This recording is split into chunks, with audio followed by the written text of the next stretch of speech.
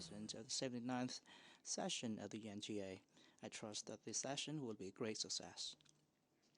I also commend Excellency Dennis Francis, President of the 78th session, and Excellency Antonio Guterres, the UN Secretary General, for their contributions and efforts in coordinating UN endeavors to prevent wars, maintain peace, and promote global development cooperation. Ladies and gentlemen, the world is undergoing transformative changes of historic significance. Although peace, cooperation, and development remain the dominant trends, they're facing new and more serious challenges. Strategic competition among major powers is becoming broader, fiercer, and more confrontational. Political disputes, conflicts, and security environment intensify. Survival and development space narrows. Risk of conflict, new hotspots, arms race, tension, confrontation, and direct clashes increase. The rise of power politics, egoistic nationalism, are challenging international law, eroding multilateral institutions, and diminishing faith in global cooperation. The vicious cycle of conflict and violence escalates in various regions, causing immense sufferings to millions of innocent civilians. The risk of a limited nuclear war, or even a Third World War, has not been ruled out. Non-traditional security challenges, such as climate change, extreme weather events, natural disasters, diseases, resource depletion, and aging population, are becoming increasingly severe and hindering our efforts for development. Poor countries are being left further behind, with a widening development gap. Super Typhoon Yagi, which ravaged Vietnam and other countries in the region, serves as a stark warning of the severe impacts that natural disasters and climate change can have on sustainable development for all. Global food production is sufficient to feed 1.5 times the world population, yet famine is threatening over 780 million people, and 2.4 billion people endure food insecurity. Defense expenditure reached a record of $2.4 trillion in US dollars in 2023, yet we struggled to pull $100 billion US dollars for climate actions. With only a third of the SDGs timeline remaining, 80% of the targets may not be met.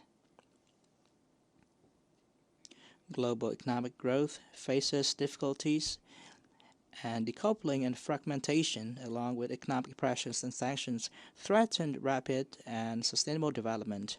The fourth industrial revolution offers opportunities for quantum progress, but it also poses security and safety challenges for society and individuals. These unprecedented challenges to peace, cooperation, sustainable development, and human dignity affect this generation and the next. They compel us to unite, act, and work together, upholding the role of international institutions, foremost among them the United Nations, regional organizations including ASEAN, to achieve the ultimate goal of ending war, abolishing all forms of oppression, exploitation, building peace, and creating a better world to bring happiness to all mankind. In that spirit, I would like to share Vietnam's vision for a more peaceful, stable, cooperative, prosperous, and sustainable future for everyone. First, as peace and stability are the foundation for a prosperous future, we must promote observance of international law and UN Charter by all states, particularly the major powers. Each state must act responsibly, fulfill its commitments, and abide by international law and UN Charter, including fundamental principles such as the peaceful settlement of disputes, non-use of force, sovereign equality, territorial integrity, and respect for the political systems chosen by the people of each nation. States should also contribute to the common work of the international community in line with their capabilities. We must strengthen solidarity, sincerity, and trust among nations, uphold dialogue, eliminate confrontation, and firmly oppose unilateral embargoes and sanctions that contravene international law and UN Charter. Second, we must ensure equitable development for every state, community, and individuals, and recognizing the diverse economic, social, and cultural conditions that they may have. Every resource must be effectively unleashed, marshaled, and utilized for development. According to each country's needs, we must prioritize resources where they're most needed for implementing the SDGs, with attention to assisting developing and less developed countries, especially through preferential loans, transfer of advanced technologies, investment and trade facilitation, and debt relief for poor countries. And third, we should urgently create smart global governance frameworks with long-term vision for science and technology, especially emerging technologies like AI. This will ensure we make progress and enjoy the benefits of these technologies while actively preventing threats to peace, sustainable development, and humanity. In that connection, I welcome the documents adopted at the Summit for the Future, especially the Global Digital Compact. This will serve as a crucial basis for advancing global governance and international cooperation in those areas. And fourth, we should adopt innovative thinking to build a transformative future across all sectors, focusing on digital transformation, green transition, and global governance transformation. Green transition and digital transformation are essential tools for countries, especially developing ones, to build resilience and self-reliance, enabling a timely and active prevention of and response to shocks, crises, and potential disasters.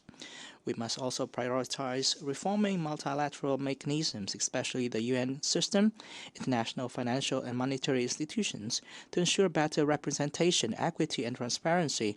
Enhancing the capacity, effectiveness, and future readiness is essential for remaining relevant in our changing world. And fifth, we must place human at the center in delivering on our visions. People should be the center, the goal, and driver of all policies and actions at all levels. And investments should focus on the holistic development of the youth, enriching their knowledge and culture, grounded in shared values and a sense of responsibility and contribution.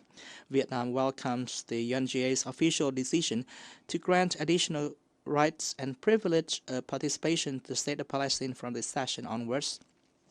Vietnam reaffirms its solidarity with the state and people of Cuba and calls on the United States to lift embargoes and sanctions against Cuba and to remove Cuba from the list of state sponsors of terrorism. We need to vigorously promote such actions since they are practical ways to foster equitable development and happiness for all. President Ho Chi Minh, a Vietnamese hero of national liberation and a man of culture, once stressed, unity, unity, great unity, success, success, grand success. Only through unity and cooperation with trust and by thinking and acting as one can we build a world of peace, sustainable development, and human dignity for the present and future generations, ensuring no one is left behind. In today's rapidly changing world, each state plays a vital role in the grand orchestration of our era. Vietnam is making every effort to move forward toward a future of peace, stability, prosperity, and sustainability, not only for all our people, but also for all nations worldwide. This is Vietnam's vision, goal, and strong commitments to the international community, today and tomorrow. Thank you for your kind attention. On behalf of the Assembly, I wish to... We were listening to Lam To, President of the Socialist Republic of Vietnam, as he addressed the General Assembly of the United Nations. During his statements, the President remarked the current global scenario, which is marked by huge transformations, but also by the challenges imposed by climate change, the escalation of violence in several regions, and food insecurity. Lam To informed that global economic growth faces uncertainties, which pose unprecedented challenges to human dignity. This reality urges us to be united and act and work together, the President assured.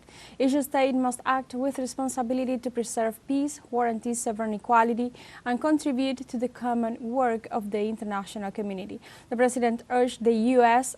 to eliminate Cuba from the list of countries sponsoring terrorism and also to eliminate the sanctions and the blockade against the island, a policy that contravenes the United Nations Charter.